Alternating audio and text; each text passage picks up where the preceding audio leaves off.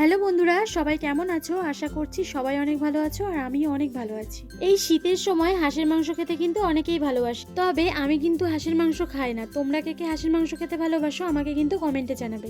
এটা হচ্ছে চীনা হাঁস আর আজকে তোমাদের সঙ্গে শেয়ার করব খুব সহজে কিভাবে তোমরা হাঁস পরিষ্কার করে ফেলতে পারবে। তোমরা অনেকেই খুব ভালোভাবে হাঁসের মাংস কাটতে পারো, কিন্তু আমরা যেভাবে করি সেটাই তোমাদের সঙ্গে শেয়ার করব। চলো তাহলে বেশি বকবক না করে ভিডিওটা শুরু করা যাক। এখন হাঁসটা কেটে নেওয়া হচ্ছে আর এই ভিডিওটা না আমি তোমাদের সঙ্গে শেয়ার করলাম না, মানে আমি তোমাদের সঙ্গে এটা শেয়ার করতে চাই না, ওই জন্য শেয়ার করলাম। এবার হাঁসের গায়ের সমস্ত পাখনাগুলোকে পরিষ্কার করা হবে। তো পরিষ্কার করতে গেলে প্রথমে একদম গরম জলটা, ভীষণ ফুটন্ত গরম জল হতে হবে। ফুটন্ত গরম জলের মধ্যে হাঁসটাকে ভালো করে রেখে দিতে হবে। ফুটন্ত গরম জলের মধ্যে এইভাবে কিন্তু 5 মিনিট হাঁসটাকে রেখে দেবো।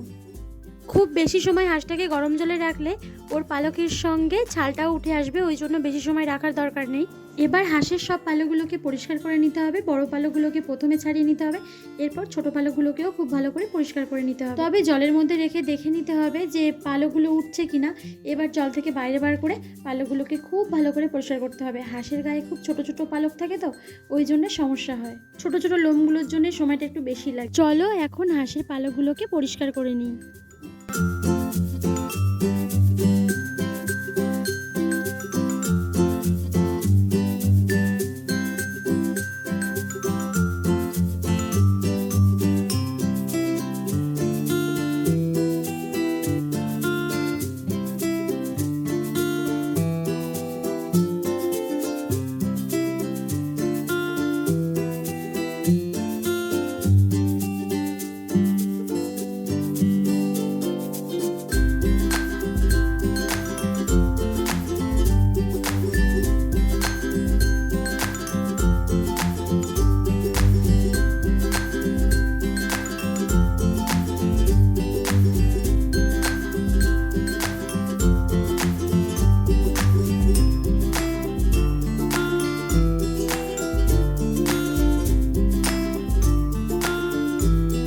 হাঁসের পালকগুলোকে খুব ভালো করে পরিষ্কার করে নেওয়া হয়ে গেছে। এবার জলের মধ্যে খুব ভালো করে হাঁসটাকে ধুয়ে নিতে হবে।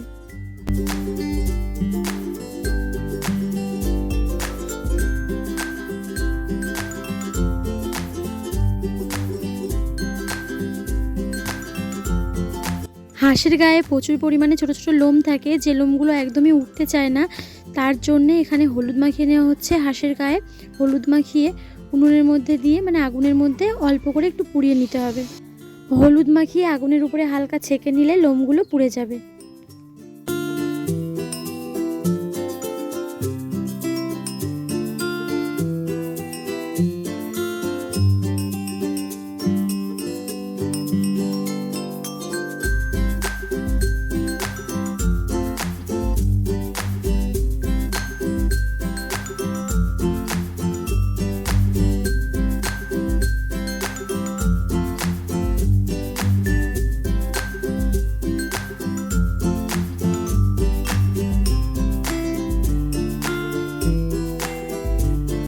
হলুদ মাখিয়ে হাঁসের ছোট্ট ছোট্ট লোমগুলোকে পুড়িয়ে নেওয়ার পর এবার হাঁসটাকে খুব ভালো করে ধুয়ে নিতে হবে। হাঁস ধোয়া হয়ে গেলে হাঁসটাকে কাটা হবে, তো তোমরা পুরো ভিডিওটা দেখতে থাকো।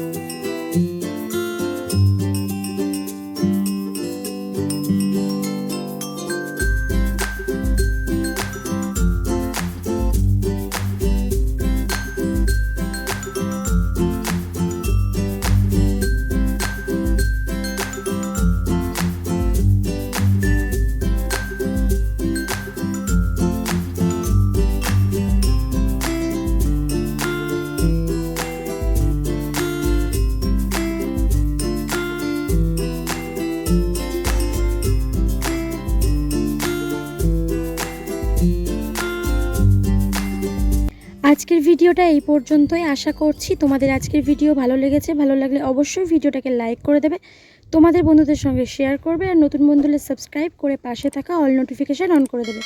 তাহলে যখনই আমি ভিডিও আপলোড করব সবার আগে পৌঁছবে তোমাদের কাছে। দেখা হবে আবার নতুন একটা ভিডিও নিয়ে। ততক্ষণের জন্য সবাই ভালো থাকবে, সুস্থ থাকবে। বাই।